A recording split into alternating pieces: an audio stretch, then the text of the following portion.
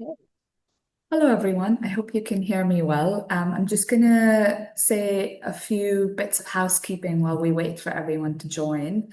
My name is Vaish. I'm a board member at Young Arts Fundraisers, and thank you so much for joining us today for the session with Fern Potter and Philippa Ouvry-Johns on marketing techniques and creative ways to ask uh, using crowdfunding and mass fundraising appeals. It's lovely to see so many people from YAF, from our YAF network joined in. Thank you so much for coming. Yeah, I'm just gonna give it a few more minutes until everyone joins and then we can kick off the session. The chat will be active throughout the whole session if you want to ask any questions throughout, and then we will get to it at the end of the panel discussion.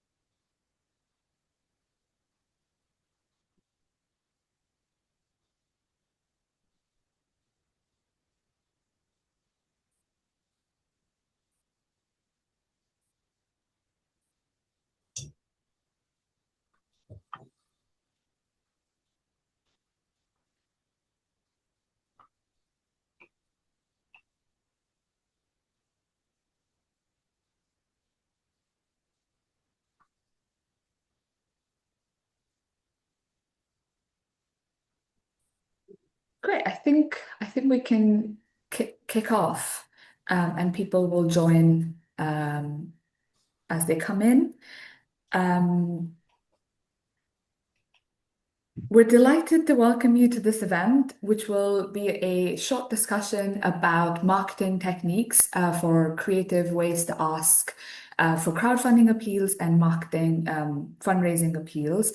I am delighted to be joined by Fern Potter, freelance fundraising consultant, and Philippa Ouvry-Johns, also freelance fundraising consultant. And I will hand over to them in a moment to introduce themselves before we jump into a bit of a panel discussion.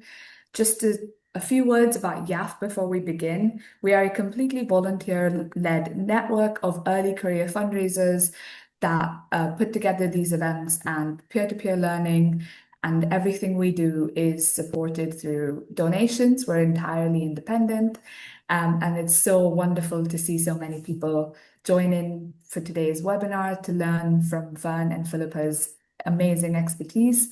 And we will be in touch, obviously after the event with our newsletter. So please do keep an eye out for that. So I will hand over to Philippa to introduce herself. Thanks very much, Vaish. And thanks everyone for coming. I'm Philippa Ouvry-Johns. As Vaish said, I'm a freelance fundraising consultant.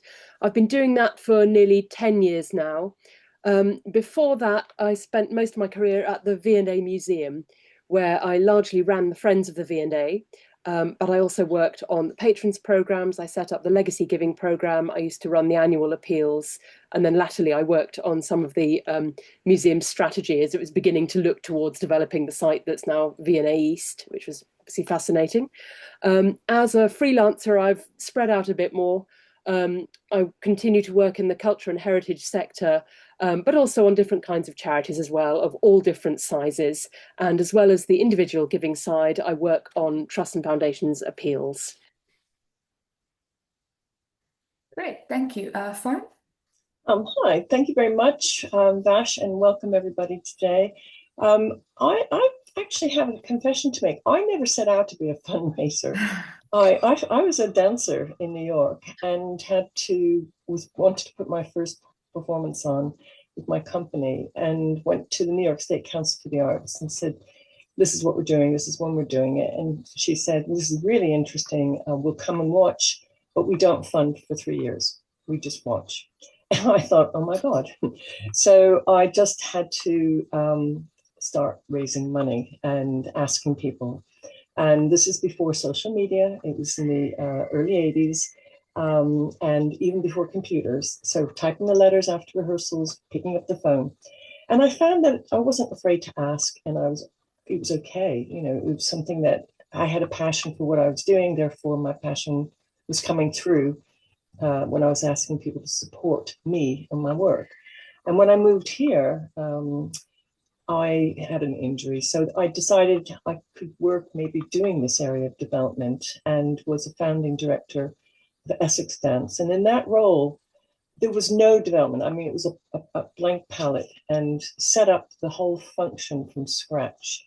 It was me and one other person. And I found as I moved through my development experiences in other organizations, it was often in small organizations or organizations where it was just me and somebody else until I started working in bigger organizations like the Barbican, biggest beast, I think. And most recently, I was director of development with Birmingham Royal Ballet. And basically, I had to raise money from all areas. So yes, I'm mainly now trained, and I do train and have been doing that with the Arts Funding and Philanthropy Program on raising money from trusts and foundations. But I also had to get very good, as my New York experience proves, on just talking to people and asking people for money. So individual fundraising. I also had a lot of wonderful experiences working with corporate partners. So corporate sponsorships and Arts Council, of course, Arts Council, so statutory.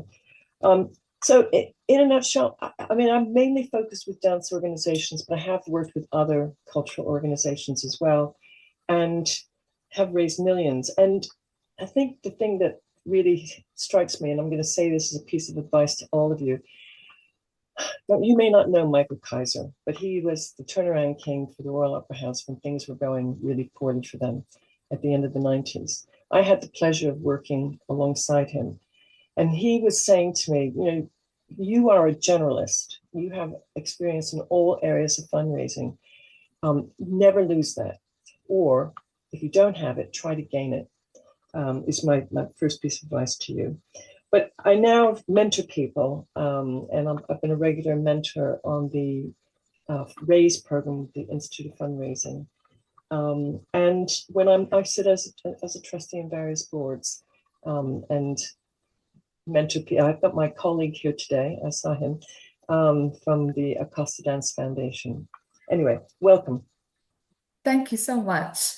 So I think to kickstart the discussion, obviously the focus for today is how do we reach the biggest audience? What are tips and tricks for crowdfunding or mass fundraising appeals? And I think at the crux of that is understanding the audience and knowing who it is that we're asking.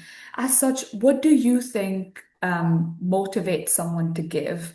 Especially when it's a smaller amount, or whether we want to phrase it to say it doesn't matter how much you're giving, be part of this fundraising campaign. Philippa, I'll start with you. Yeah, I mean, I think you're right. It is about knowing your audience and knowing what their link is with your charity, with your cause, your organization, whatever you're doing. If you don't understand why they're interested in you, it's going to be very difficult to speak to them in a way that motivates them. I mean, I think broadly, what motivates people to give a small amount is the same as what motivates them to give a large amount, because it's to do with affinity. But with the smaller amounts, it's harder to show that they're making a difference, perhaps. I mean, if somebody comes in and gives £10 million, obviously that's game changing. If somebody's giving £10, what's that going to do? And that's your job, to make sure you're communicating with them regularly and clearly, and showing them how their regular donation or their one-off donation, whatever you're going for, is going to help people and make a difference. The more you can humanize that and illustrate it, the better.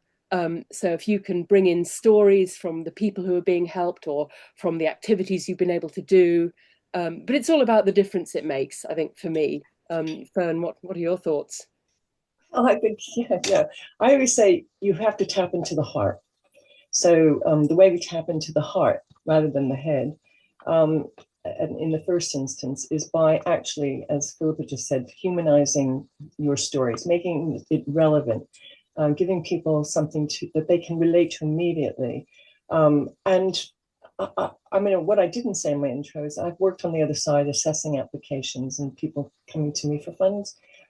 And I'm sure all of you maybe have given to something in your lifetime up to now. And you have to think, what is it from that ask that's motivated you to give? And basically, it's a passion for what the ask is about. In the cultural sector, I'd say it's a little bit more tricky because sometimes we're not in the same boat as social charities or educational charities or health charities. So making our case and tapping into that heart takes a little bit more imagination, but stories are still fundamental. If someone's got a passion for what you're doing creatively, culturally, that's your first step. And if you can actually show how even a pound can make a difference, because many £1 from a lot of different people can move mountains. So I think you need to make your stories appealing, but people give to people. So, when you meet people, when you actually are on the other side, you need to have, if you're not excited about the work, then people are not going to be excited to support the work. And That's such a, oh, sorry, I was just going to say, I would add to that in mass mailing where they're not necessarily meeting someone. I've seen a lot come out from, development office or it's not signed by a person, the more you can do to make even your long range communications personal and human, the better. So if it comes from the same named person each time, maybe there's a photo of them or they say a little bit about themselves, just to make it more real for whoever's on the receiving end, and less like something that's been kind of computer generated, because we're all very aware of that nowadays. Nobody likes a kind of a bot contacting them and asking them for money. So make sure you're sounding human too. That's great. And I think what really stood out to me, Fern, was what you said, people give people, which you've also mentioned, Philippa, is that you need to make sure the person is making the ask and not the organization or the sort of, the cause essentially. Um, Moving from that, what do you think are some formats or quite tangible approaches that have worked in this um, in communicating that the people are making the ask, whether it's digital tools or whether it's in-person tools that you found, especially when we're doing that like mass target. What are some digital or in paper, for example, tools that you've seen genuinely motivate people to give? Fine, if you want to start with this one. Yeah, I'm going to just so I was some of the stuff, and I'm getting a little technical, but I do talk about this in my lecture too. There's wonderful research coming out from decision science, where decision science what I mean is how our brains work, how we react. And traditionally, this has been for businesses because they want people to buy products. And then the social charities got wise to this decision science principles and thought, oh, this is interesting. And so there is some technique. I always say raising money is an art and a science. So this is the science part of it. And decision science basically says our brains are programmed in two ways. There's a wonderful book called Thinking Fast and Slow by Daniel Kahneman. And he outlines this wonderfully. Basically, system one thinking is fast, intuitive, emotional, and that's why we're talking about the stories are so important, and impact and how we say, how people can make a difference is so important. The system two part of our brain is the analytical side. And, it's important to have facts and statistics alongside the emotion, but you never want to start with that. Never. So any communications you have should always start with, why are you doing what you do? Why is this important in the first place? And by the way, there's another book I recommend. I'm just going to show you. It's in my life. Simon Sinek, Start With Why. And there's a YouTube of him too. Because he basically, he was working with companies again, but he basically was saying that too many of us talk about what we do, which is very interesting, but we don't distinguish and differentiate enough why what we do is so important versus why what somebody else does. And our brains are programmed to respond to answering that question. So we're not logical thinkers. There's something Kahneman said, people are to thinking as cats are to swimming. We can do it if we have to, but we prefer not. If you think in a park, you're told you need to walk along this path, and it's a big pathway that takes you in a rectangle curve. You have to cut a rectangle edge, and you want to get somewhere quickly. More or less, you're going to just cut that corner. That's the way we think. How can I get there? How can I react? How can I do? Because that's just the way we're programmed. So if you're messaging, and this applies to, I call it the omni-channel message. Get your message right in the first place. Say what build that case. Then it can be used in all forms, your print, your digital, your social media posts. And you really want to start with the why, because that's where you're going to engage that heart. That's going to make your message more genuine. People will respond if they think that you're being genuine. Eventually, you want to talk about the what and your stats. But I look at websites before I do any of my training. Every group I work with, I go online and I have a look at their websites, because I actually do a little part of my training about starting with why. And I'm amazed how many people in the websites, and I know most of you are not necessarily in charge of your organization's websites, but this is where people land to see you. Basically, this is your face to the outside world. And if your website message is starting with all these stats, we started in 1990 and we do this and we do that, you're not telling the story. You think you are, but you're not really telling the story. You're just telling people a load of information. The challenge is, how can you weave some of that information, that important stuff in, by starting with that answering of the question of the why.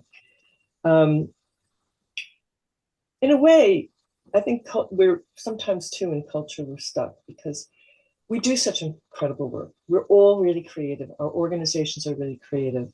And so we think that because we do amazing stuff and, we're really involved in what we do, people are just going to get it.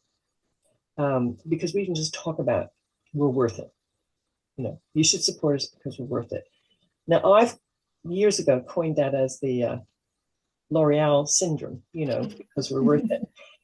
And it doesn't really work because we're all worth it. So how do you get someone to make a decision about your organization, about your project, about what you want to do? And that needs getting away from that L'Oreal syndrome and pincering into the heart of why you do what you do, why your work is so important, why you matter, meaning you, your organization, or you as an independent artist as well. Philippa, I don't know if you have any. Yeah, no, absolutely. Yeah, I agree with all of that. It's what I quite often call the kind of so what question, which is, yeah, we do this and then we do 400 concerts a year, and so what? I mean, I think you're right. It's a real sort of, particularly an arts organization problem, where we all know that the arts is important and culture is important, and it would be awful if these things weren't happening, but it's very difficult to pinpoint it and explain why. And actually certainly I'm veering off into trust and foundations fundraising, you really have to spell it out. But when you're making the case to anyone, you need to explain why. And you can do that by becoming more granular, I think, rather than the kind of broad brush, we do this amazing thing. But, well, what difference does it make? What difference does it make for this person? Here's a case study. Here's how we can really show you what's happened. You can get into under the skin of this and get to the heart of it, as you say, Fern, because then you can understand what difference it means for one person. And from that, you can understand 2 people, 3 people, all the people your organization is reaching.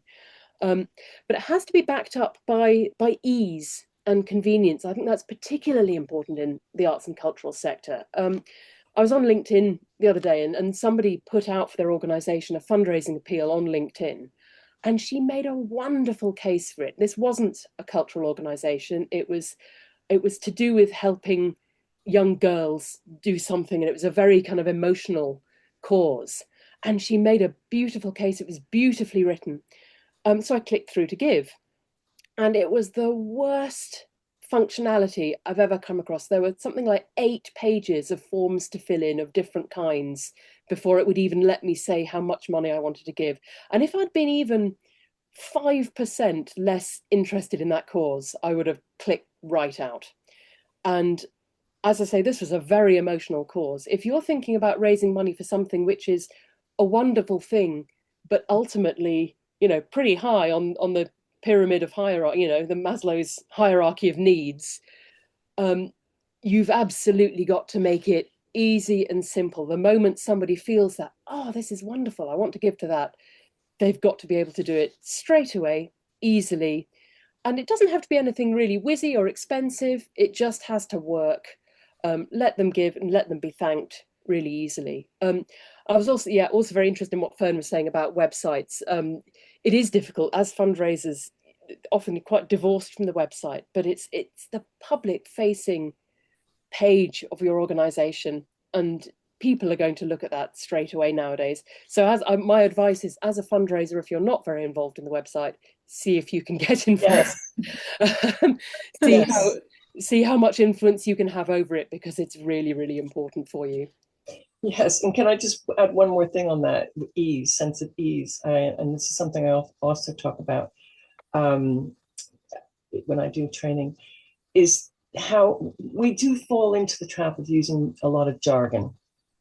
And if your language becomes thick, what I mean by that is, if you may understand so well what it is you're trying to express, it's almost like, there's another book, Make It Stick, and they call it the curse of knowledge. Basically, you can't imagine that somebody else hasn't picked up on what you're trying to say, because you got it so well. So if I were to clap a tune and not tell you anything about that tune, I can hear that tune in my brain so well. But you're like, what is she doing? And that's the same thing that what happens when we use too much jargon. Find a way to use the simpler, more direct language that sticks, as well as, of course, the technical tools that you need so that it's easy to actually enact the give. Amazing. That's such good advice of like ease of language and also ease to give, is because like you were saying, Fun, we have so many options to give. Everything is an important cause, but how do you, as soon as you have that connection with someone who is giving, how do you make it easy to give, easy to understand your mission, easy to understand why you're doing what you're doing, and also why you're asking? My next question is one of the tools that is used quite often in such appeals is sort of prize-led giving. And, if you give £10 to this appeal, you get, a certain product related to the concept. Have you seen success in that type of fundraising? And also, do you think that type of giving works for specific types of campaigns and messaging? I'd love to get your thoughts on that. Philippa, I'll start with you. I mean, this is sort of the friends and membership world, in a way, the kind of benefits-led fundraising. And it's a very interesting one. And certainly for those kind of I belong to this type groups, it can be quite a good thing. It's a big area. I'm just wondering where to start with it. It's the benefits-driven marketing, even for friends organizations, I think has reduced hugely since COVID. And what I observed during the kind of lockdown year of 2020 and a little bit after was organizations who were reliant on membership income kind of went two ways. And they either went, there's nothing we can do because we give people free entry to our site or priority booking tickets to our shows or whatever, and we can't do any of these things.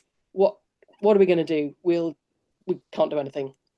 And other organizations went, well, we can't do that, so we need to talk to them about something else. And they went down the route of saying, you can't come in at the moment, but we're still here, and without you, we're going to fold. Or, we are still doing these kind of areas of work and we need support for this. And they began to shift the messaging from, if you join, you get all these great freebies, into, if you join, you are supporting our core work and this is why it's important. And I think that's really been a shift in membership and friends communication from that benefits level thing into a more philanthropic zone, which I think is better in general.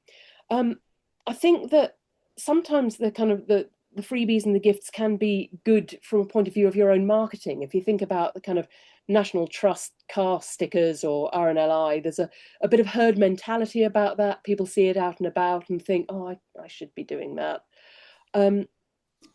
But you have to be very careful not to give too much. There's two main reasons for that. The first is, if you give a load of stuff in return for a donation, people will think, well, they don't need my money because they're giving it all back to me, or that I've paid them this, but now what am I getting in return? That's mad. The other thing is gift aid. If you want to be able to gift aid your income, there are very strict regulations on how much you can give back to somebody in terms of a benefit or a gift or anything.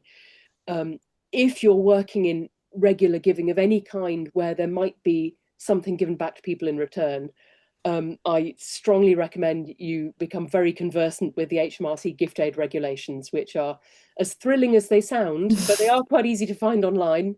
They are pretty clear. The one problem with them is you'll find bits of them make something look incredibly clear, and then you'll find another paragraph somewhere else which muddies the waters a bit. But you can't just give what you want, is what I'm saying. You have to balance it off against, can you still claim gift aid? Are you giving what looks reasonable to your donor in return? Do you need to do it at all? Or could you be actually, is what you're giving in return better if that gift is actually a very strong sense of impact and difference made by the donation? So there's a lot to think about in the kind of gifts and freebies area. As I say, I always come at it from a kind of membership point of view because that's my experience. So my thoughts. Well, I was going to say that one of the things I had to do when I was at Birmingham Royal Ballet was to completely revamp their membership and giving scheme. Not the least of which was because, we were giving away too much and kept collecting too much gift aid on it. And, but what I did, it was quite an interesting project because to get going, I actually brought together a group of current friends and members. And we sat down, invited them in, and with teas and coffees and a chance to meet the dancers afterwards. But basically, it was a consultation. I said, well, what do you value? What part of your association and friends and supporting do you value with Birmingham Royal Ballet? And it was really helpful because it helped to steer away from a lot of the stuff that we had been doing, which, by the way, on top of the tax implications and on top of the expense that you incur, it's resource heavy on staff as well. So, and I just knew I had to ease things up because we were offering far too many events, far too many things, and it was killing my team. So it was a really interesting consultation because by the end, this was before COVID, by the end, we had managed to streamline based on what they said was important. So I would say to you, if you're thinking about, if you've got a warm group of people, it's a really good place to start in any case if you're just starting out on creating a new membership scheme or a friend scheme. There is HMRC guidelines. If you call it a supporter scheme, you're in a much better situation than a membership scheme. Memberships are generally not eligible for gift aid as such. So my advice is rephrase it because, well, Philippa may have. I was just going to say, yeah, there's a legal definition to membership as opposed to friends. Yeah. And ever since Tate went from Tate Friends to Tate Members about 25 years ago, everyone's veered towards the members side. But actually, to be a charity member, you have to have the right to attend the AGM. You have to be kept on a register of charitable supporters. And it's not as simple as a language change. So again, you need to know what you're doing when you're rebranding. Yeah.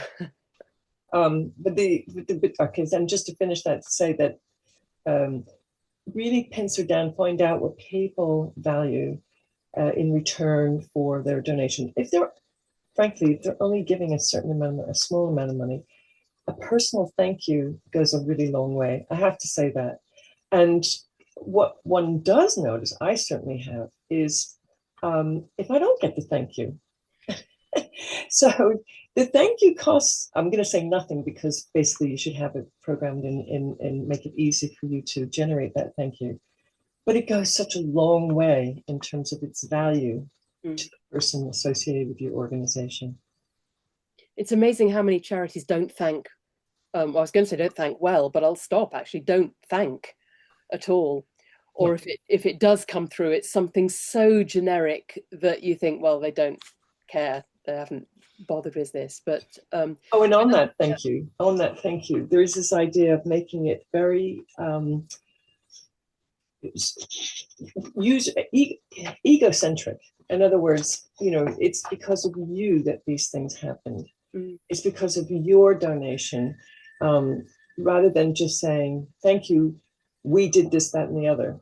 Yes, I think that making, using that word you, yours, whatever, makes it feel much more personal to the person who's giving, even if they're only giving £10. Definitely.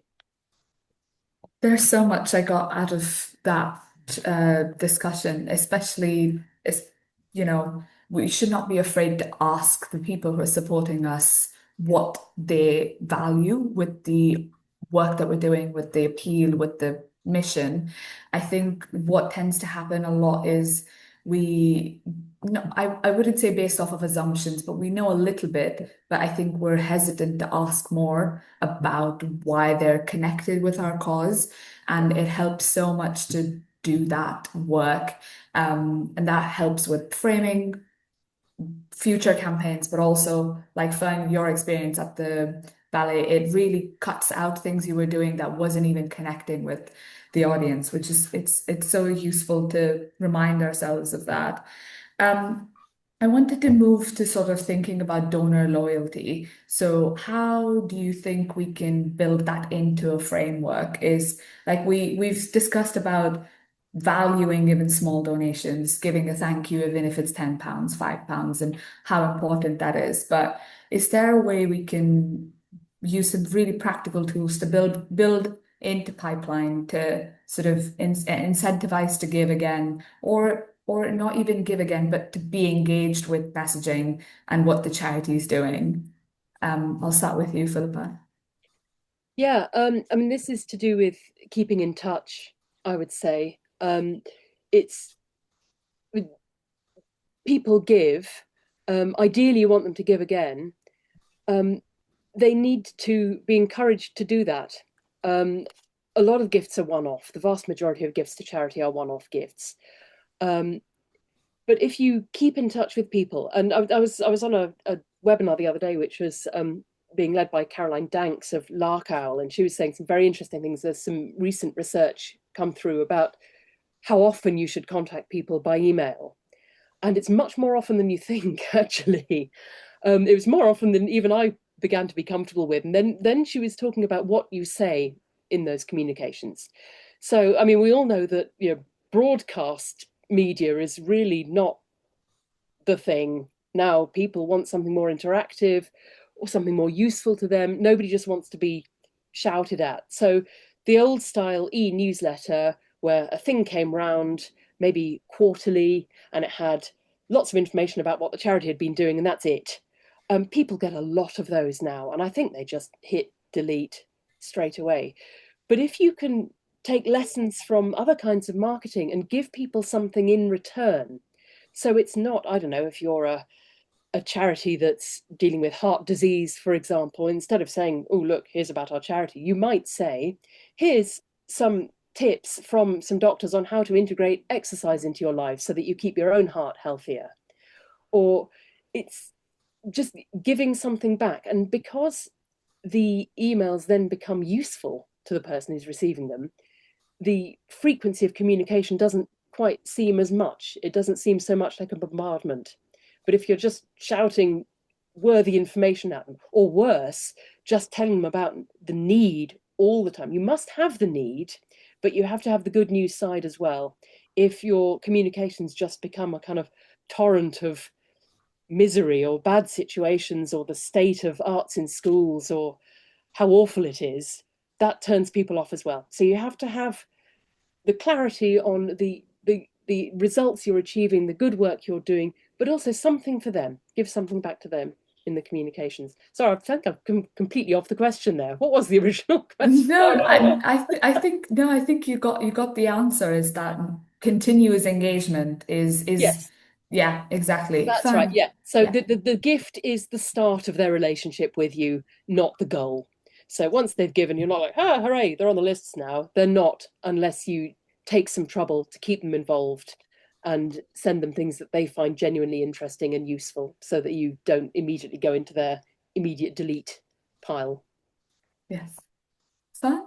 Your thoughts? Absolutely. I mean, staying in touch, like I said, the first thing is you must thank people. And the donor-centric, I said egocentric, but I meant donor-centric before. Donor-centric messaging, where, you keep reminding them that they are the people, you are the people who are really making a difference to what we're doing. And just the updates, just a general friendly, nice update. Not too much, but, we all, I don't know, think about your own relationships with your friends and family. When something nice has happened to you in the day or in the week, generally you say something about it. And it's that idea of communication where you just they're part of your family now. You want to keep them in the family. So loyalty is actually something where it builds, or you build that by making people feel that they're part of the family. I remember when I was with Birmingham Royal Ballet, and we had people who were supporters of the Royal Ballet. Many of them said, well, we give a little bit to the Royal, but we much prefer Birmingham Royal because they treat us like members of the family. We feel like we're family. And I think that's really important in terms of your comms. How do you engender that feeling of close relationship? Because they are, you're aiming to get close to them in a professional way. But I also want to caution and say that, as Philippa alluded to, you don't want to keep bombarding them saying there's a need. We need your. Yes, you want to have something at the bottom that keeps reminding people that they can support. So that's like your signature in your communications. It's a soft reminder, a soft nudge. And should they want to forward that email onto somebody else, they have it.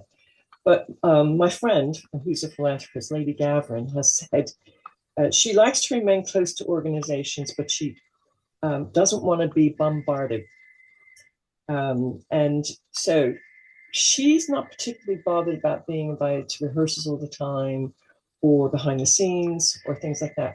And I think that says to me, also find out what people want, what matters to them.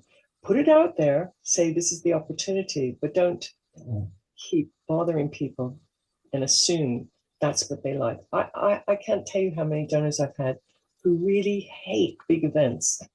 They much prefer to have a meeting one-to-one, a coffee, a tea, a high tea, and have, catch up, than to go to an opening reception, or even worse for them, a fundraising gala, because that's not the way they feel that they want to remain close. So I also, you need to find out, as we've said before. You know, what is it that people want? What matters to them in terms of keeping close? And, you know, you do need to know who's giving to you. Find out a little bit more. Yeah, keep talking to them and asking them. I would say I've worked with charities who've been quite worried about contacting any of their supporters in case it kind of, somebody had said to me, you know, we don't want to remind them that they're giving to us. You know, they were hoping that the direct debit had kind of fallen down the bank list and was just going out. And actually, you want everybody to be happy to be giving to you. You don't want them, you know, kind of, if you think that if somebody remembers that they're supporting your charity, they're not going to, you don't want that donor. Everybody on your lists should be joyful to give to you. And your job is to kind of make them feel that joy when they hear from you. Yeah, I mean, as Fern says, if you only contact them to invite them into something or to tell them something where, when you're asking them for more money, they will soon fall off their friends list. Yeah, and you want to avoid that, what I call the disillusion. You don't, the disillusion of that relationship is, I mean, I grieve if somebody for some reason has said, and this has happened when I've gone into an organization and they just felt they weren't treated well. And I'll sit in the Hubbard meeting and they say, I'm really sorry. I mean, it's not your fault, but you just need to know this was what happened. So you just take a deep breath and you make a mental note of that to make sure that that never happens on, that would not happen on my watch. I had a recent experience where I had given quite a bit of money and it was just a mistake. My name wasn't on the list of donors for this thing. And I had a quiet word with the director of development and said, hello. And she was really, really upset. Now, I could do that and I could weather it because I love the organization and I work in the business anyway. But somebody else, it could have been a moment where they say, that's it, I'm leaving. And it's 5 times harder. It takes 5 times more effort to start a new relationship with somebody than to keep that relationship going. So it really makes a difference to figure out how you can maintain that relationship long term. Yeah, a lot of work is put into acquisition of regular donors, but actually it's much better to put your focus on retaining. If you're starting to look at your individual giving program, look at the people who are on your books already before you start worrying about bringing lots more people in from outside, because apart from anything else, how they behave towards your organization will tell you a lot about donor motivations, because these are people who know you already. Amazing. I had one more question. Between both of you, I think you've worked across a lot of different arts organizations between music and dance and museums. I just wanted to get your insight on that specific subsection of the cultural sector. Are there big learnings on what works for a dance appeal versus museums appeal versus, music? Obviously, my personal experience has been in arts and museums, but I think it seems to be like looped in the cultural sector as a whole, but it's so different asking for dance, asking for music, asking for museums. So I just wanted to get any sort of top tips on that range of the sector. Fern, I'll start with you. I think I can remember when I worked at the Barbican, somebody said to me, "Oh, you don't need our money. You're supported by the City of London." And I was like, and it was true, of course, we're supported by the City of London, and it is quite, I guess, relative to smaller organizations that I've worked with in the past, has more money, but the need and the projects that we were planning to do were greater and bigger, and we were also working in partnership with much smaller cultural organizations in our neighborhood, in our patch. So we had to work harder, actually, to make the case that we really had a need for support.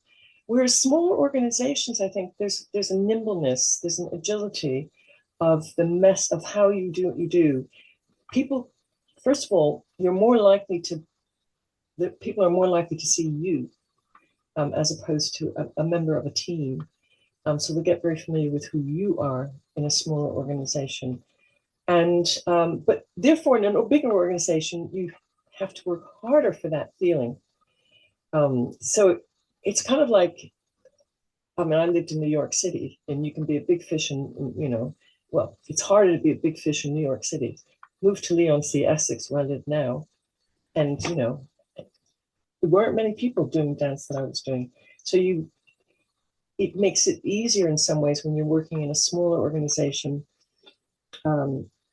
to raise the money. But you still have to have what the fundamentals of not going into that L'Oreal syndrome, not being, forgetting to tell your stories and being genuine, and reminding people why their support can really make a difference. So you can make a difference. Building those emotional connections. I think there is a competition, of course, with bigger charities because they've got more resources, they've got bigger teams. But I also think sometimes that can make an individual think that they have more money as well, and therefore my little bit of money isn't going to make as much of an impact. I don't know what your thoughts are, Philippa. Yeah, no, it's a really interesting question. As Vaish asked it, I kind of thought, have I ever really thought about this properly? Because as a consultant, you go in and I look at each organization individually, because even in the same sector, of course, everything varies so hugely. But thinking about it now, certainly at the V&A when I was there, which is a while ago now, it was very much about give us money so that this thing can remain. We can put these things on display, or we can learn more about them. Or actually, it was quite transactional. Certainly, membership was very transactional at the time. It was absolutely, if you join as a member, you're guaranteed to get into this exhibition, and it's the must-do thing. And it was all about the donor and their experience. Working with performing arts charities, I found there's much more about outreach and much more about bringing young people into the profession. And we certainly, when I was at the V&A, we didn't have that side of it. There wasn't a kind of fundraising side for bringing new curators in, because I think it's such a small specialist organization. Whereas if you're talking about orchestral musicians but that balance between tradition and outreach is quite an interesting circle to square. I'm doing some work at the moment for a cathedral choir, and that absolutely has both. It's got the music traditions, it's got the musical excellence traditions, but it's got the opportunities for young people, the bringing young professionals into music and working with children. All of that is there. And so I think there isn't, to go back to Vaish's original question, I think there isn't really a distinction between the different kinds of the arts, but all these strands interweave in different ways for different organizations, and you have to kind of pick up and tug the one that's going to be the most effective for who you're talking to at that moment, or what you want people to support and to engage with. So yeah, not a simple answer to that one really, but interesting question. Thank you, Vaish. Unfortunately, we are out of time for today's session. I just wanted to thank Philippa and Fern again for such an amazing conversation. I certainly have learned a lot with regards to, thinking on how we want to frame our appeals, to how often we want to talk to them, what we want to ask them. So I have so much to be thinking about in with regards to what we've just discussed. Thank you so much again for joining us, Fern and Philippa, and thank you everyone for joining the webinar today. I hope it was an inspiring start to your week. We've just got some information about our next event, which is our Corporate Partnerships 101 event on Tuesday, 18th November. You will have tickets in the most recent event, Eventbrite, which came through the newsletter. And yeah, keep an eye out on our newsletter for exciting appeals that we're going to launch soon, and further information. I just want to thank Philippa and Fern again. If you want to have any closing comments, I'll hand over to... My last thing to say to people is you must be brave, take a risk. I didn't get where I did by sitting back and resting on my laurels. I know it's a North American thought, but ask, well, why not? Why not try this? And just try things out is what I'm going to say. Be brave. I think my closing thought is do what you can do. It's much more important to be consistent than amazing. So it's much better to communicate with people regularly in a small, simple, cost-effective way than to do one big splashy campaign and then you can't afford or you don't have the time to do anything else for a year. So yeah, be realistic and regular is, I think, my tip. Brilliant. Thank you so much. Thank you so much, everyone.